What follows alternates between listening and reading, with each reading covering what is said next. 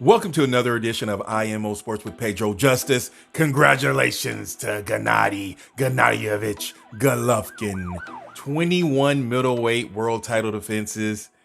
That just means 21 times when he had the belt, he defended his title, and he defended it. Now, the official record 19-1-1, but really I don't think he lost to Canelo. Maybe it could be a draw the second fight, but definitely the first fight he won that fight. No argument there. Now, watch this. Boop! And Szeremeta went down. He had nothing. Now, of course, he was just in here to be he was the mandatory. So, bop! When something like that happens, you come in here, you take care of business. I believe that Triple G wanted to come in here and get some rounds in.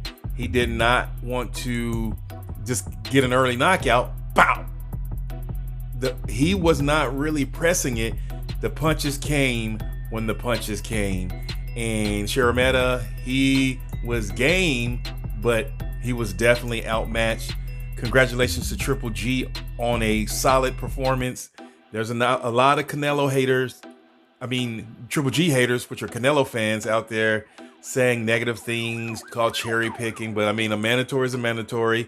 Triple G hadn't fought in a while, so he comes back and he's throwing bombs with bad intentions. Now, is this a Triple G of old? Who knows? The one thing that's there is Triple G stayed up. He didn't gas out, and his punches still had some pop on them. When you take someone down with a jab, you work that guy down. Congratulations again to Triple G. On to the next.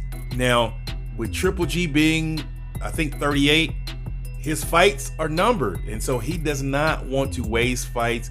People want him to unify. Do you want him to unify? Or do you want Canelo Alvarez next? Let me know what you think. Until next time, it's Pedro Justice.